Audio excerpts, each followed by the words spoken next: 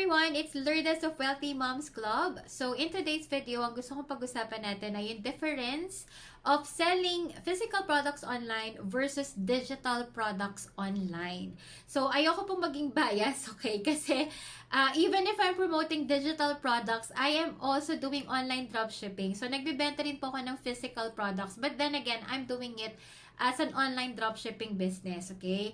So, unang-una natin tignan yung difference when it comes to selling physical products online versus digital products online ay yung pagiging tangible ng isang physical product. So, ikaw as a seller, nahahawakan mo yan, and yung buyer mo din, yung customer mo din, mahahawakan din niya yung physical product na yun kasi it's tangible. Versus digital products, it's intangible. Hindi mahahawakan, hindi siya produkto na mafe-feel mo or something, okay? So, yun yung isa sa difference nila. And since ang intangible product is something that you send electronically or through internet lang, diba? May isi-send ka lang na link.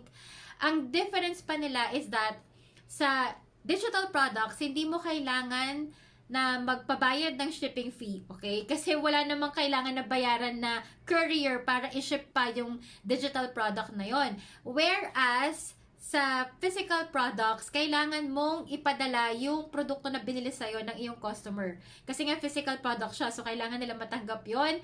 At syempre may shipping fee na babayaran, either si customer, si buyer, or pwedeng si seller, free shipping siya. So, depende. So, yun yung pinaka-main difference. Kasi, yung sa digital products, walang kailangan na shipping, walang hassle sa pag-ship ng products. Kasi, link lang ang isi-send ng digital product creator or digital product seller. Marireceive na nila yung digital product that they've purchased. Whereas, with selling physical products online, kailangan ipa-ship, and syempre may shipping days yan kung 1 to 2, 3 to 4 days, or depende kung kailan, diba, mag-aantay si buyer. So, yun yung mga differences nila when it comes to shipping. So, medyo hassle pagdating sa selling physical products online kasi you have to consider the shipping fee, yung time kung kailan ma-ship yung products at marireceive ng buyer, and syempre, ikaw din, yung effort mo, diba, kung kailangan pang pumunta dun sa courier para balutin yung physical products na yun na binibenta mo. So, isa pa pala yan, diba, meron kang kailangan na balutin. So, kung hindi pa masyadong malaking kinikita mo sa pagbebenta ng physical products online, kung health and beauty products yan, ikaw yung magbabalot nun. So, even yung time mo, maaapektuhan at the same time. Kasi kung wala ka pa nagbabalot, ikaw ang magbabalot nun, minsan buong maghapon ka nang nagbabalot. So, yan din yung difference pag online dropshipping. Kasi sa part na yon natatanggal na yung hassle na yon ng pagbabalot at saka pag-ship. Kasi yung online dropshipping company na yung gagawa nun. Pero, yun nga, with digital products, wala kang kailangan na balutin, hindi mo kailangan isipin yung time mo sa pagbabalot kasi nga wala namang physical product na kailangan ibalot Magsisend ka lang ng link or kung paano mo isisend yung digital product na yun pero online lang. Tapos mabilis makukuha na nag-purchase sa'yo ng digital products kasi nga ipapasa lang. So another difference when selling physical products online versus digital products online is that you have to have inventory sa physical products. Diba? So, kailangan meron kang sariling inventory mo ng physical products na binibenta mo. So, kung ginagamit mo yan for live selling, diba, nakikita yung mga physical products na nasa likod, kung ano man yung mga binibenta mo, para nakikita ng mga buyers mo kung ano ba yung mga binibenta mong produkto. And syempre, kailangan meron ka talaga ng inventory kasi pag once na may nag-purchase sa'yo na buyer, syempre yun yung ipapadala mo or i-ship mo dun sa bumili sa'yo. Now, with digital products, hindi mo kailangan ng inventory.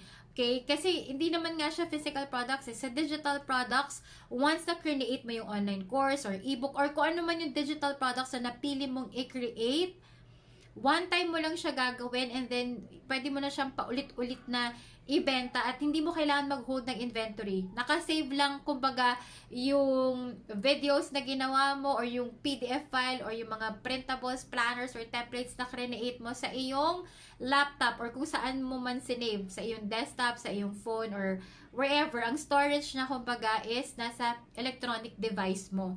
Whereas with physical products, kailangan mo ng storage ng warehouse. So, kung wala, syempre nakalagay yan sa bahay mo, 'di ba? or kung saan mo i-hold yung mga physical products na yon as your inventory. So, isa pa yun sa difference ng selling physical products online at saka digital products online. Kasi kailangan mo ng inventory, and dahil sa may inventory ka sa physical products, you have to have a storage or warehouse for that. Whereas, with digital products online, kailangan lang malaki yung memory or storage mo sa iyong laptop or sa iyong electronic device so that it can hold yung mga electronic files na meron ka that you need for your digital products. And then another difference is the capital that you need to invest.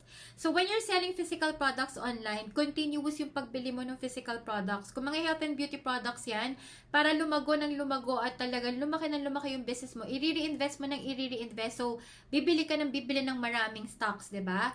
And when it comes to selling digital products online, isang beses lang yung capital investment mo. Kung nag-purchase ka lang ng digital product and you're going to resell it, isang beses mo lang babayaran yung digital product na yun. And you can resell it as many times as you can kung may master resell rights ka. Sa pag-create naman ng digital product, you will invest your time, energy, and effort. At kung may kailangan kang bayaran in order for you to create the course or the ebook, kung may software app ka na kailangan bilhin para makreate mo yung mga yon, isang beses mo lang gagawin yon. And yung puhunan mo na yon, forever mo ng pagkakakitaan doon sa digital product na ibebenta mo online. Whereas with physical products, di ba nauubos siya? So pagkabenta mo nito, kailangan palitan mo yung physical inventory ng product na yon. At kung gusto mo na mas malaki pa yung kitain mo, kailangan dagdagan mo ng dagdagan yung dami ng inventory na meron ka. Yung difference ng selling physical products online at saka ng selling digital products online. Yung isa, less capital, tapos one-time payment, at saka yung time, energy, effort, isang beses lang. Sa pagbenta ng physical products online, paulit-ulit yung time mo, yung energy, effort mo hanggang sa maubos yung stocks, tapos i-replace mo, 'di ba? Even yung pagbabalot, tsaka pag-ship ng products, paulit-ulit lang din nagagawin mo yan. So, makikita nyo talagang yung sa time, sa capital, sa inventory, sa energy, sa effort, malaki po yung difference ng physical products at saka ng digital products. And then another difference from selling physical products online versus digital products online. Pagdating sa physical products, kung health and beauty products yan tsaka may expiration, pag hindi mo siya nabenta, sayang. So kung bumili ka ng worth like 50,000 pesos at na-expire yun dahil hindi agad nabenta or nabili nga, so yung 60,000 pesos mo, sayang na, 'di ba? Wala na, tulog na yung pera mo na yon, or wala na talaga. As in, nawala na yung 60,000 pesos na ininvest mo para mabili yung inventory ng physical products na yon. Whereas with digital products, wala naman po expiration date unless i-upgrade yan or baguhin ng nag-create ng digital product. But still, nandun pa rin siya. Hindi ma-expire na masisira na hindi na pwedeng gamitin. So, pwede pa rin pagkakitaan. So, walang expiration. So, hindi ka masasayangan ng pera, kagaya ng pag sa physical products. Lalo na kung ang physical products na binibenta mo ay pagkain, syempre pa expiration yan, 'di ba? Pag expired na, hindi mo na siya pwedeng mabenta. Unless ikaw na lang kumain ng mga binibenta mong produkto na yon, or ikaw mag-consume ng binibenta mong produkto. And another one is that pwedeng matulog nga yung pera mo, no? So, let's say for example, hindi moving tong physical products na binibenta mo online. So, yung ininvest mo dyan, pinambili mo dyan na 60,000 or 50,000 pesos, natutulog lang, hindi mo mapapaikot. With digital products, is hindi naman ganun kalaki yung kailangan mong ilabas na pera para makapag-create ka ng ebook, ng online course, or ng digital planner, or whatnot. Except na lang, if you're doing a lot of marketing programs para ma-promote mo talaga, nagbabayad ka ng Facebook ads. But still, hindi pa rin matutulog yung pera mo kasi yung mga gagawin mo na yon will generate income para mabenta mo nga yung digital products online. So, hindi natutulog yung pera sa digital products. Kasi later on, iwan mo lang yan dyan, yung sales funnel mo, yung website mo, where they can purchase your digital products. Kahit tulog ka, pwedeng bumili yung mga taong makakakita ng ebook mo, makakakita ng online course na binibenta mo. If they see the value on it, then they can just purchase it right there and then. Hindi mo kailangan na mag-live selling para lang i-describe kung ano tong physical product na binibenta mo. Pero sa digital product, nandun na na lahat ng mga features and benefits ko, ano yung makukuha nila doon sa digital product na yon, and they can decide right there and then na okay, sige, gusto kong bumili ng digital product na binibenta mo, and then they can just purchase it online. So, ganun din naman with selling physical products kasi may Shopee, may Lazada, 'di ba? Pag may nakakita sa Shopee, sa Lazada at gustong bilhin yon, pwede rin naman nilang gawin yun. Anytime din yun. So, you could also earn passive income when it comes to selling physical products online. But still, andun pa rin yung pag-fulfill ng order na yun, which is yun nga yung sabi ko, you have to pack, you have to ship it,